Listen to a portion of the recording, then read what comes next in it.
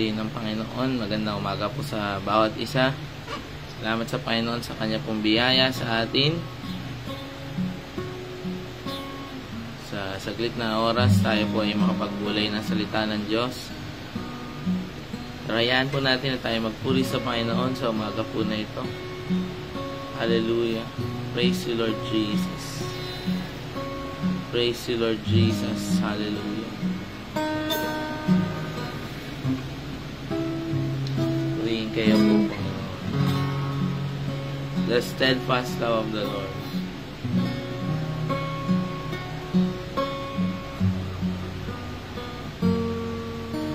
The steadfast love of the Lord never ceases.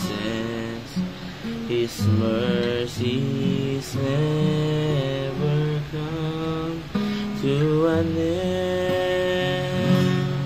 They are new every morning, new every morning.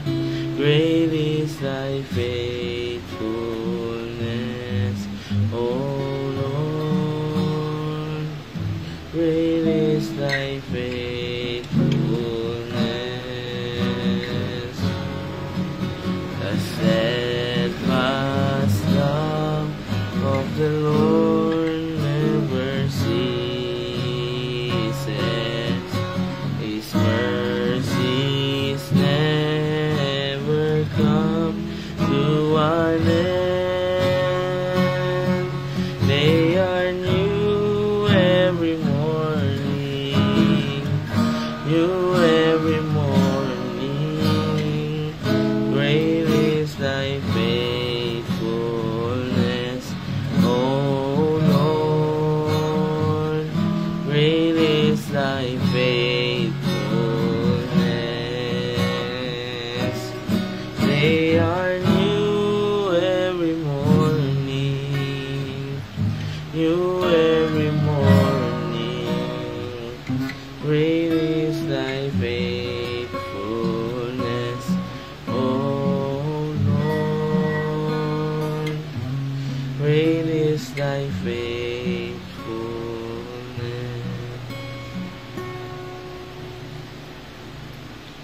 Hallelujah. Ito'y laging sagana bawat umaga. Katapatan niya'y dakila. Katapatay dakila. Ito'y laging sagana bawat umaga. Katapatan niya'y dakila. Yes, Lord. Katapatay dakila.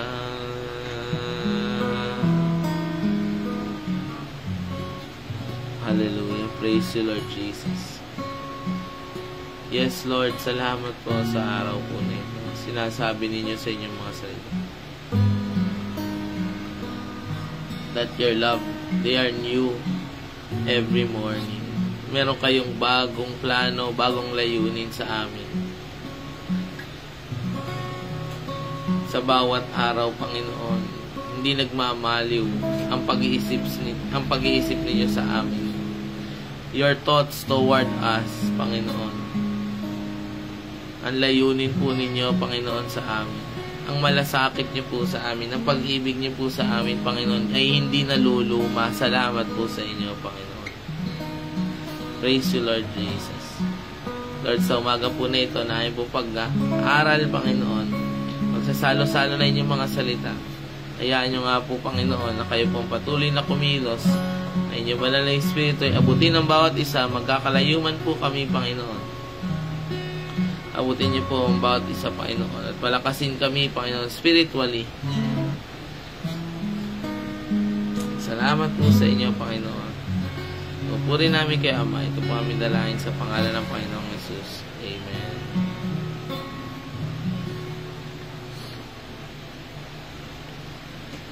Salamat po sa Panginoon. Salamat sa Panginoon sa biyaya po ng Diyos na magamit po ako ng Panginoon sa bawat isa. Ephesians chapter 3 verse 14 to 19. Sabi po dito, tuwing naaalala ko ang plano ng Diyos, lumuluhod ako sa pagsamba sa Kanya. Sabi po dito, siya ang Ama ng mga nasa langit at nasa lupa na itinuturing niya ang Kanyang buong pamilya. Ipinapanalangin ko na sa kadakilaan ng kapangyarihan niya ay palakasin niya ang espiritual niyong pamumuhay sa pamagitan ng Kanyang Espiritu. Pakinggan po natin. Para manahan si Kristo sa mga puso nyo dahil sa pananampalataya nyo. Ipinapanalangin ko rin na maging matibay kayo at matatag sa pag-ibig ng Diyos para maunawaan nyo at ng iba pa mga pinabanal kung gaano kalawak, kahaba, kataas at kalalim ang pag-ibig ni Kristo sa atin. Maranasan nyo sana ito kahit hindi ito lubusang maunawaan para maging ganap sa inyo ang katangian ng Diyos. Purihin po ang Panginoon. Magandang umaga po sa bawat isa sa mga lingkod po ng Panginoon na ariyan. Dito makikita po natin yung prayer points ni Pablo para sa isang church, sa Ephesians Church. At ine-express niya, pinapayag niya yung kanyang pagkamangha, yung kanyang amazement pagka naaalala niya yung plano ng Panginoon, yung layunin ng Panginoon sa atin. Mga kapatid, mga magulang, mga kapwa ko po lingkod ng Panginoon, ngayon lang tayo ganito, na parang mahirap. Ngayon lang tayo nakatira dyan sa bahay po natin. Ngayon lang tayo may kahinaan ng katawan. Pagka naaalala daw ni Pablo yung plano at layunin ng Diyos sa buhay po natin. Siguro nga sa atin, may mga plano tayo na hindi natin natupad. Hindi natin naayos, hindi natin nagawa po. Meron tayong mga plano na natabunan na lang ng mga araw o ng mga sitwasyon, hindi na natin nagawa po. Pero dito sinasabi ni Apostol Pablo, pagka naalala ko yung plano ng Diyos, pagka ang Diyos na nagplano, talagang isa sa katuparan ng Panginoon. Yung His thoughts towards us, yung pag-iisip ng Panginoon. Sabi nga ng Korinto, nakasulat po doon na wala pa nakaisip, wala pang nakarinig, wala pang nakatanto, wala pa nakakita, sabi, ng mga bagay na inihanda ng Panginoon. Sabi para sa atin na Kanyang minamahal. Sabi ng Roma chapter 8, sabi doon, nakasulat po doon na hindi may kukumpara yung kalwalhatian na ihahayag sa atin. Hindi may kumpara sa mga problema natin, sa mga challenges natin sa buhay po na ito. Yung kadakilaan na nag-aantay po sa atin sa hinaharap. Sabi ni Pablo diyan, napapaluhod ako sa pagsamba, sa paggalang sa Diyos. Na Lord, salamat. Lord, purihin kayo. Dahil yung wakas ng inyong church, nating mga mananampalataya, ay gano'n na lang kadakila at hindi kayang ipaliwanag. At pinapakita diyan, sabi ng Diyos natin, siya ang Ama na mga nasa langit at nasa lupa na itinuturing ng Kanyang buong pamilya. He is our Father. He is our source. Alam natin kung ano ibig sabihin ng pagiging isang magulang, na tayo tinuturing niya tayong mga anak, tinuturing tayong buong pamilya ng Panginoon, kung paano isang tatay ay may plano sa kanyang mga anak. Ganon din ang ating Amang nasa langit. At dito sa verse 16, makikita natin panalangin ni Pablo for spiritual strength. Sabi niya, pinapanalangin ko na sa kadakilaan ng kapangyarihan niya, the riches, His glorious riches. Sabi, kadakilaan ng kapangyarihan niya ay palakasin niya ang spiritual niyong pamumuhay. Sabihin natin po, spiritual nating pamumuhay.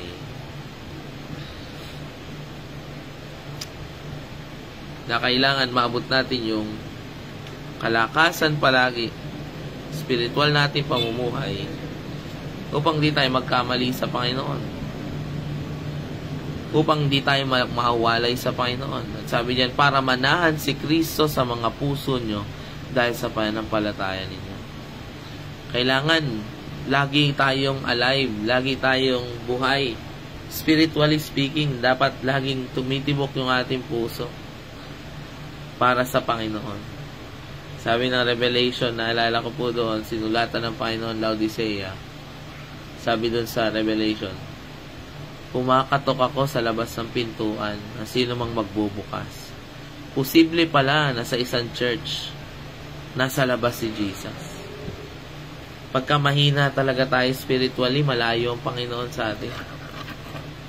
Nagiging malayo tayo sa Panginoon, hindi malayo ang Panginoon. Malayo tayo sa Panginoon. Pero kung tayo, yung spiritual strength natin ay gano'n na lang, puspos tayo ng Espiritu ng Diyos, si Kristo ay nananahan sa puso natin. Wala sa dulo ng buhay natin si Kristo dapat. Siya dapat ay nasa unahan ng ating buhay. Amen. Praise God. At yun ang pinakamahalagang katatayuan. Na pagka chinek ang ating puso, ang Panginoong Yesus ang nakikita. Amen? Amen. Praise God. Siguro malalaman natin, sabi, out of the issues of the heart, the mouth speaks. Siguro makikita natin sa isang tao yung kung ano nilalaman ng kanyang puso pagka kung ano yung lagi niyang sinasabi. Kasi yung bata, hindi mo yan kailangan tanungin sa kung ano yung mga bagay na gusto niya eh. Ipapahayag niya yan sa magulang niya, sasabihin ng bata, ma, gusto ko nito, gusto ko niya. Pero pagka si Kristo lagi yun nasa puso natin, hindi mo yan mapipigilan. Lagi mo sasabihin, kailan ng church, kailan ng Bible study. Lagi ka nagnanasa patungkol sa Panginoon. Yun ang lumalabas sa iyong bibig, ang mga bagay na patungkol sa Panginoon. Yung sunod na panalangin ni Pablo, sabi po dyan, ipinapanalangin ko rin. Praise God. Pinapanalangin ko rin na maging matibay kayo at matatag sa pag-ibig ng Diyos. Amen. Maging matatag sa pag-ibig ng Diyos. Ano ibig sabihin po nito po? Punta tayo po ng John chapter 15. Maging matatag sa pag-ibig ng Diyos. To stay in God's love. Ay just si Sister taga Sarja, Jessica. Nagpapasalamat po sa Panginoon sa Door of Faith UAE, Door of Faith Taiwan. Itong nakaraan kami nakapag-mission sa kanila. Purihin ng Panginoon sa inyo pong buhay. More grace. John chapter 15 verse 9. Sabi po dito, mahal ko kayo gaya ng pagmamahal sa akin ng Ama. Manatili kayo sa aking pag-ibig. Ito sabi ng Panginoong Yesus. Manatili kayo sa aking pag-ibig. Kung sinusunod nyo ang utos ko, mananatili kayo sa aking pag-ibig. Katulad ko, ang Panginoong Yesus po nagsasalita, sinusunod ko ang utos ng aking Ama, kaya nananatili ako sa kanyang pag-ibig. Amen. Yung pagiging matibay sa pag-ibig ng Panginoon, yun pala ay pagiging matibay sa pagsunod sa Panginoon. Ang pag-ibig ng Panginoon ay nagwo-work sa boundary ng obedience. Pagka wala na yung obedience, hindi natin mararanasan yung pag-ibig ng Panginoon.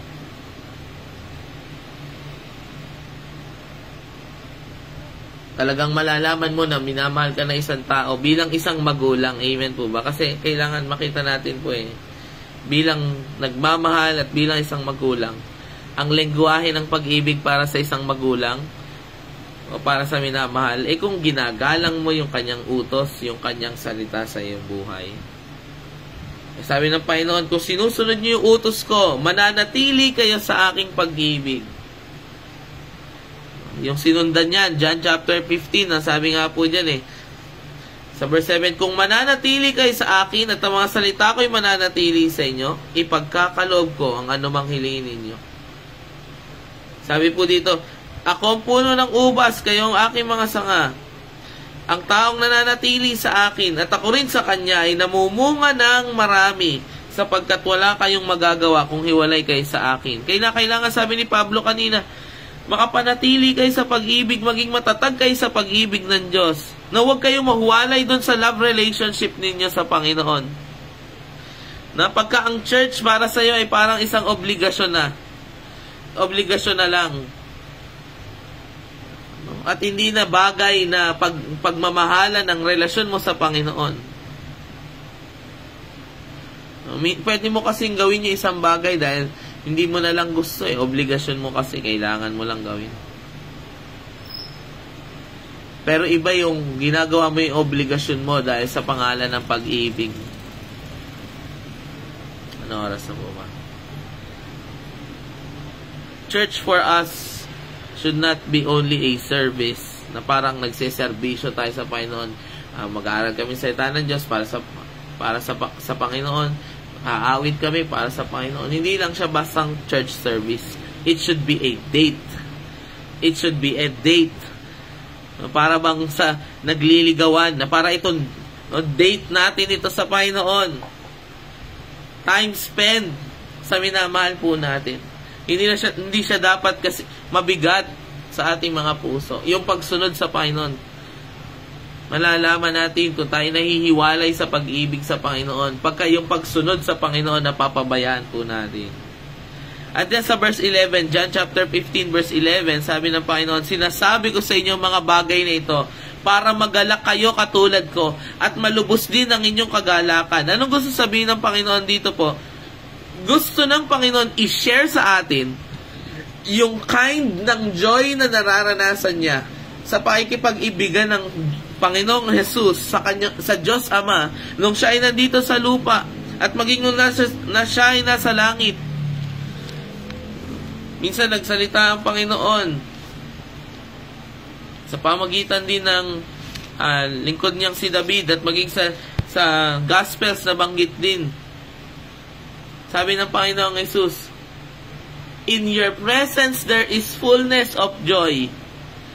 Mga kapatid, sineshare ng Panginoon yung sikreto. Bakit sobrang saya niya lagi? Kasi merong kagalakan na katago sa pagsunod sa Panginoon. Amen. Hallelujah. Merong kagalakan na sinusukli ang Diyos sa mga taong nagmamahal sa Kanya. Brad, ba't ba ang aga mo sa church? Ba't hindi ka umuuwi ng maaga? Ba't nag-i-stay ka sa church? Ba't parang ba't sobrang saya mo sa Bible study?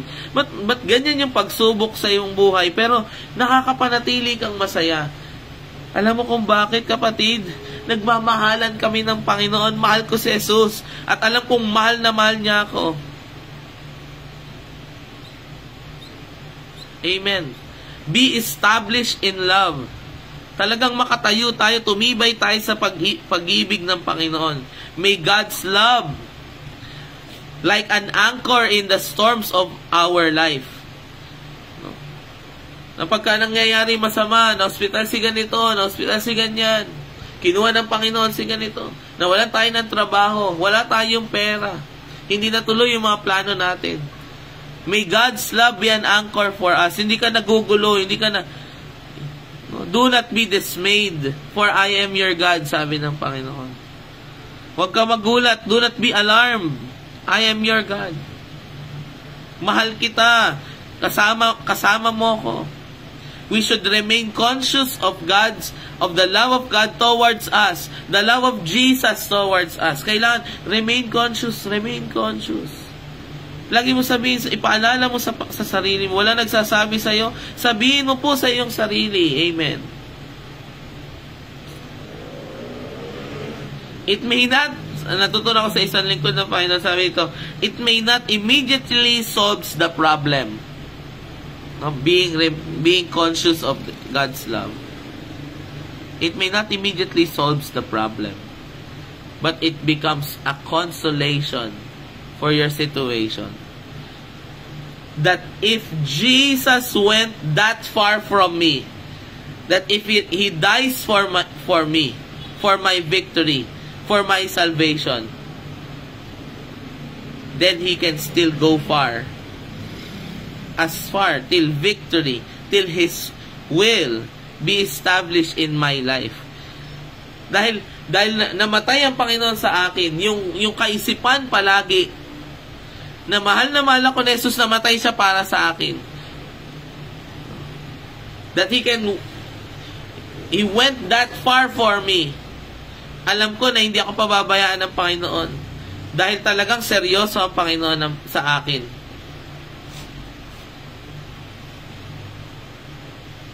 Seryoso ang Panginoon. Sabi nga ng salita ng Diyos, kung ang kanyang sariling anak,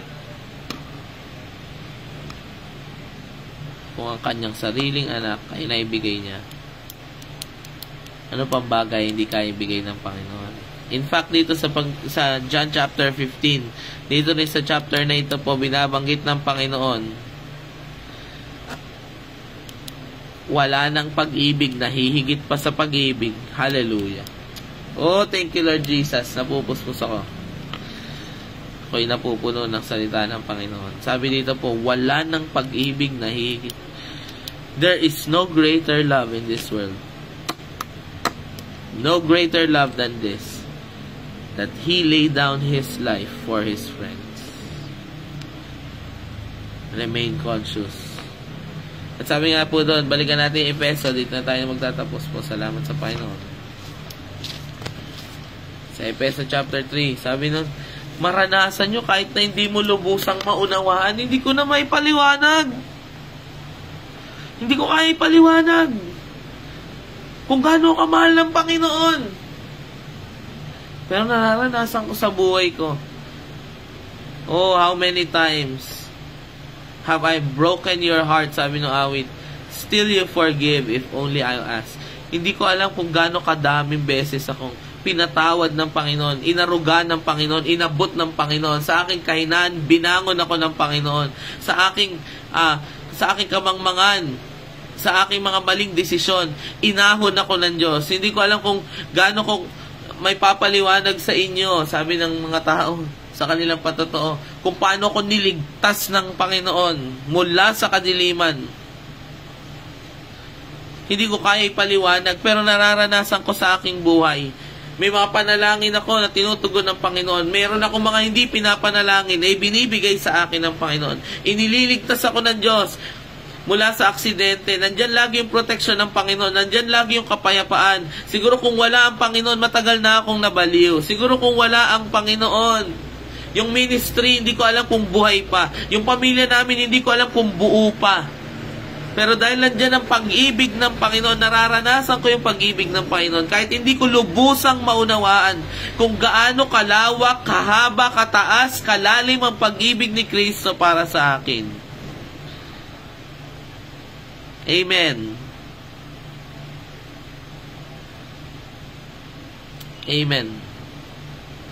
Anong sabi po ni Pablo dito sa verse 19? Para maging ganap sa inyo ang katangian ng Diyos, that you may be filled to the measure of all the fullness of God. Upang maranasan natin at maging ganap sa ating buhay yung katangian ng Diyos. Posible mo palang makilala ang Panginoon 100%.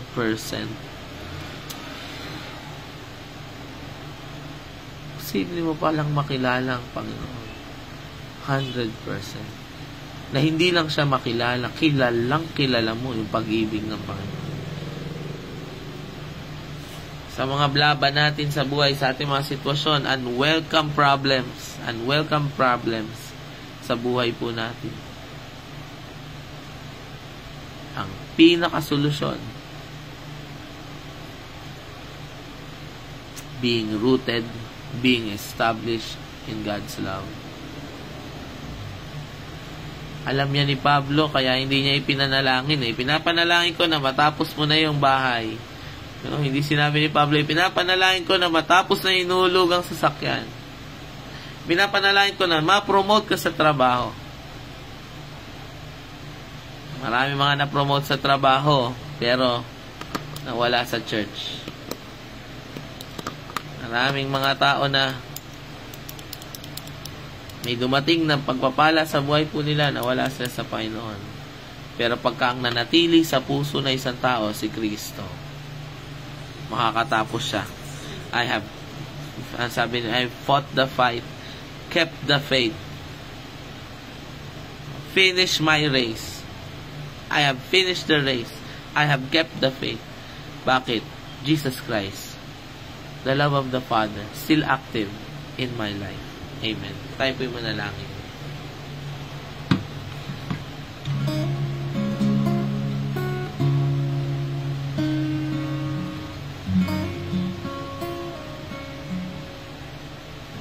Panginoon, pupurihin kayo. Panginoon, salamat sa buhay ko'y gumawa kayo. Ako'y tiwala sa pag-ibig niyo. Sa lupa, mawano, kalangitan, kayo lamang, O Diyos, ang tunay. Panginoon, pupuri kayo. Panginoon, salamat sa buhay ko'y gumawa kayo. Ako'y tiwala sa pag-ibig niyo. Sa lupa man o kalangitan, kayo lamang, O Diyos, ang tunay. Sa uling pagkakataon, Panginoon, pupurihin kayo. Panginoon, salamat sa buhay ko'y gumawa kayo. Kami tiwala sa pag-ibig niyo. Sa lupa man o kalangitan, kayo lamang, O Diyos, ang tunay. Ako'y tiwala sa pag-ibig niyo. Sa lupa man o kalangitan, kayo lamang, O Diyos, ang tunay. Hallelujah.